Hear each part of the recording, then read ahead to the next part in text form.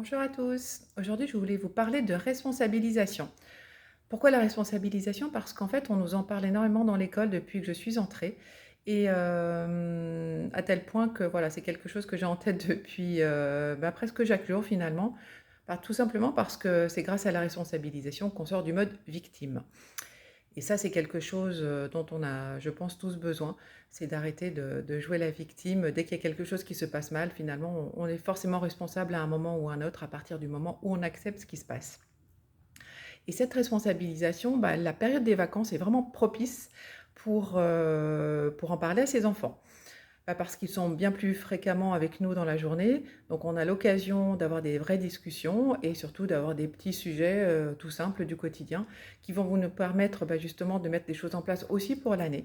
Donc tout est bon, tout est prétexte à les responsabiliser sur des sujets, tout à fait anodins comme,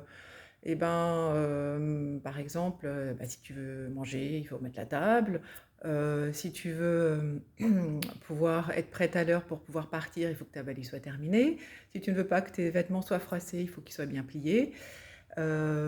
Si tu veux pas ressentir, d'avoir un peu trop de ventre puisque c'était la demande de ma fille récemment, et peut-être que tu pourrais manger un peu moins de sucre, par exemple. Donc expliquer, voilà, dans un peu plus dans le détail, la nourriture, le rôle de chaque chose dans la nourriture et puis, forcément le rôle du sucre qui n'est pas forcément très bon et qui finit par donner du gras. Donc voilà, c'est toutes ces petites choses, que l'on vit au quotidien et particulièrement pendant les vacances avec sa famille, qui me font remettre en tête, remettre en lumière que l'importance que, voilà, en fait, si je grossis, c'est peut-être parce que je fais pas attention à ce que je mange, et que peut-être qu'il est temps pour moi de faire un peu plus de sport puisque finalement, j'ai eu la surprise, qu'elle se soit mise au sport toute seule sans rien me demander en allant chercher des vidéos, finalement, on est un peu les modèles de nos enfants puisque moi-même je fais pas mal de vidéos, de sport. Donc elle a fini par aller les chercher toute seule et elle a surtout pas voulu que je l'aide.